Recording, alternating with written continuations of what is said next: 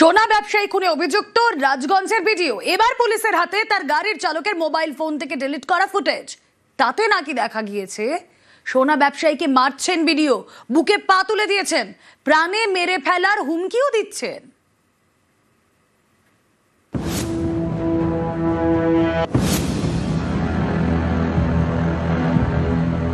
স্বপন কামিল্লা, সল্টলেকের দত্তাবাদে সোনার দোকান। গত 30শে অক্টোবর নিউ টাউনের যাত্রাগাছি থেকে তার ক্ষতবিক্ষত দেহ উদ্ধার হয়। জলপাইগুড়ির রাজগঞ্জের ভিডিও প্রশান্ত বর্মনের বিরুদ্ধে খুনের অভিযোগ দায়ের করে নিহতের পরিবার, যার ভিত্তিতে এফআইআর হয়। এই ঘটনায় আগেই ভিডিওর গাড়ি চালক রাজু ঢালিকে গ্রেপ্তার করেছে পুলিশ। তদন্তকারীদের দাবি, রাজুর মোবাইল ফোন থেকে মিলেছে ডিলিট করে দেওয়া ভিডিও ফুটেজ। বিস্ফোরক সেই ফুটেজে নাকি দেখা গিয়েছে সোনা ব্যবসায়ী স্বপন কামিল্লার বুকে পা তুলে মারছেন রাজগঞ্জের ভিডিও প্রশান্ত বর্মন, প্রাণে মেরে ফেলার হুমকি দিচ্ছেন।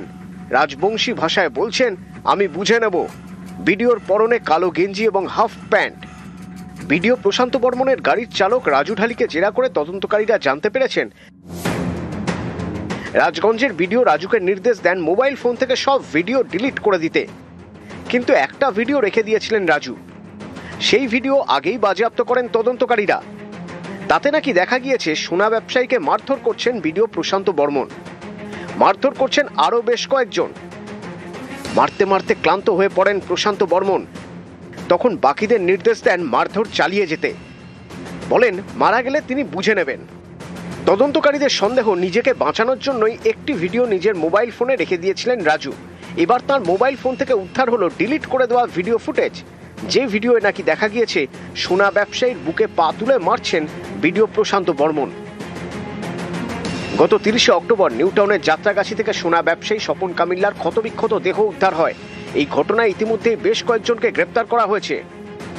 পুলিশের জালে ভিডিওর গাড়ি চালক রাজু ঢালি, ভিডিও ঘনিষ্ঠ বলে পরিচিত ঠিকাদার তুফান থাপা, কোচবিহার 2 নম্বর ব্লকের তৃণমূল সভাপতি সজল সরকার এবং সজলের গাড়ির চালক বিবেকানন্দ সরকার।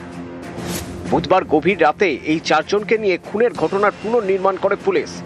যে কায়দায় একেবারে স্বর্ণ ব্যবসায়ীকে অপহরণ করা হয়েছিল, ঠিক একই কায়দায় অভিযুক্তদের সঙ্গে নিয়ে কিভাবে সেদিনকে অপহরণ করে এবি ব্লকের ফ্ল্যাটে নিয়ে যাওয়া হয়েছিল এবং সেখান থেকে কিভাবে দেহ লোপাট করা হয়েছিল, অভিযুক্তদের সঙ্গে নিয়ে বুধবার রাতে এই ঘটনার পুনর্নির্মাণ করলো বিধাননগর গোয়েন্দা শাখার পুলিশ।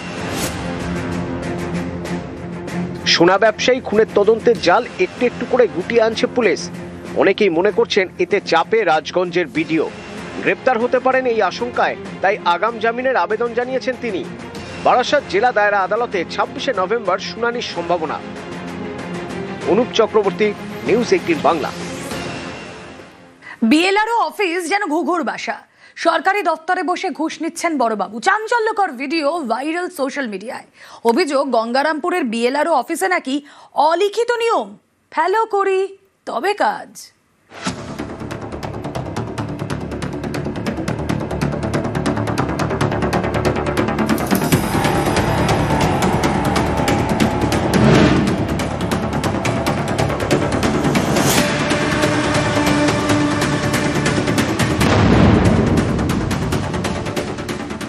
জানতাম যে বিএলআরও অফিস ঘুঘুর বাসা, শুধু প্রমাণের অভাব দেখা যাচ্ছিল না, অনেক বড় বড় আধিকারিকও এর সঙ্গে অবশ্যই যুক্ত আছে। ওই বিএলআরও অফিসে প্রত্যেকটা কেস পিছু যা শুনতে পাচ্ছি আর কি, কমিশন নেওয়া হয়, সেগুলো অনেক কারো কাছে যায়।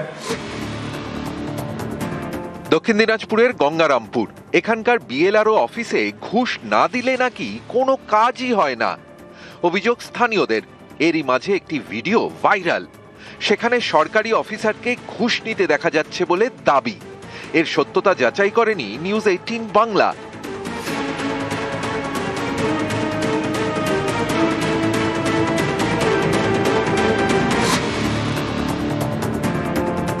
অভিযোগ, এভাবেই নাকি দক্ষিণ দিনাজপুরের গঙ্গারামপুরের বিএলআরও অফিসে কাজ হয়, ফলো করি তবে কাজ।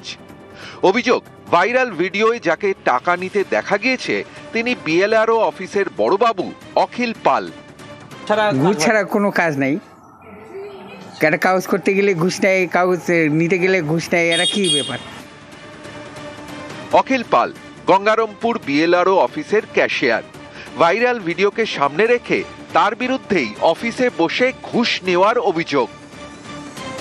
জানতাম যে বিএলআর অফিস ঘুঘুর বাসা, শুধু প্রমাণের অভাব দেখা যাচ্ছিল না, অনেক বড় বড় আধিকারিকও এর সঙ্গে অবশ্যই যুক্ত আছে। ওই বিএলআর অফিসে প্রত্যেকটা কেস পিছু যা শুনতে পাচ্ছি আর কি, কমিশন না হয় সেগুলো অনেক কারো কাছে যায়। বড়বাবু আমার অফিসে ক্যাশ সেকশনের দায়িত্বে থাকেন, তো গভর্নমেন্ট যে রেভিনিউ হয় সেই সেকশনে ক্যাশ বিলিংস ওনার দায়িত্বই রয়েছে, সেটা গভর্নমেন্ট রেভিনিউ ট্রানজ্যাকশনটা উনি করেন। এবার যারা ভিডিও ভাইরাল করেছে তাদের কী কমপ্লেন আছে সেটা কমপ্লেন পেলে আমরা খতিয়ে দেখব। দক্ষিণ দিনাজপুরের গঙ্গারামপুর থেকে সুজন সূত্রধর, নিউজ 18 বাংলা। এসআইআর চাপে বিএলওর সেরিব্রাল অ্যাটাক। হুগলির কোন্নগরের 279 নম্বর বুথের ঘটনা। হাসপাতালে অঙ্গনওয়াড়ি কর্মী তপতি বিশ্বাস। বিএলওর দায়িত্ব পেয়ে চাপে ছিলেন তপতি। এসআইআর ফর্ম বিলি করতে গিয়ে নাজেহাল, রাত জেগে অনলাইনে ফর্ম আপলোড, ভোটারদের ঘন ঘন ফোনে জেরবার।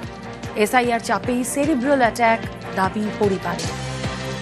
রাত্রে 2:30টার সময় তো উঠে এইসব লিখেছে, ফর্মগুলো স্ক্যান করেছে, এইসব করেছে, করার পরে সেই ভোরবেলা 5টার থেকে আবার আরম্ভ করেছে। এই করার পরে ওখানে নিয়ে এসে তখন ওখানে মানে মাথা ঘুরে পড়তে যাবি, তখন একজন ধরে পেলেন এপিএলও কাজই করছিল, হাই প্রেশার হাই সুগার এই অবস্থায়। আমরা বারবার বলেছিলাম মনে হয় ওকে দিয়েন না, তার সত্ত্বেও জোর করে বলছে না দিলে চাকরি।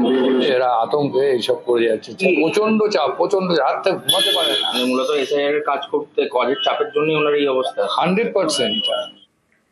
নির্বাচন কমিশনকে চিঠি মুখ্যমন্ত্রীর। এসআইআর এর কাজে বিএলওদের উপর চাপ। বিএলওদের উপর চাপের অভিযোগে সরব মুখ্যমন্ত্রী। নির্বাচন কমিশনকে চিঠি দিয়ে প্রতিবাদ। বিএলওদের উপর অমানবিক চাপের অভিযোগ। এসআইআর স্থগিতের আবেদন মমতা বন্দ্যোপাধ্যায়। মুখ্য নির্বাচন কমিশনারকে কড়া চিঠি।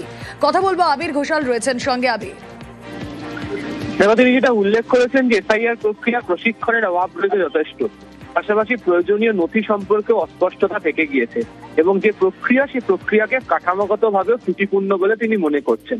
তিনি উল্লেখ করেছেন যে বিএলওদের উপর অত্যাধিক চাপ সৃষ্টি করা হচ্ছে, যা তাদের শারীরিক এবং মানসিক স্বাস্থ্যের জন্য উদ্বেগজনক।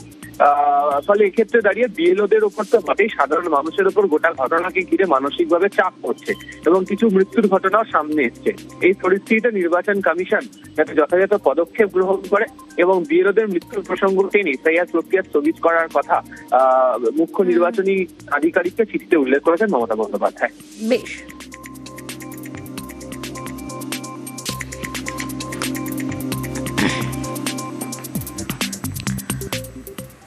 আর এই এসআইআর আতঙ্কে মুখ্য নির্বাচনী আধিকারিকের আশ্বাস। এসআইআর নিয়ে আতঙ্কের কারণ নেই বলে আশ্বাস। কোনো বৈধ ভোটারের নাম বাদ নয় বলে আশ্বাস সিইও মনোজ কুমার আগরওয়ালের। 2002 ভোটার তালিকার নাম নেই, ওটা আমরা দেখবো। 2025 যে ভোটার তালিকা নাম আছে 27 অক্টোবরে প্রত্যেক লোক ফর্ম পাবে। যার লিঙ্কেজ হবে না ওখানে হিয়ারিং হবে, আর যদি ওখানে আছে অনেক দিন থেকে আমাদের খুব সক্ষম আছে ডিএম, সক্ষম আছে ডিআরও, ও সব এনরোল করবেন।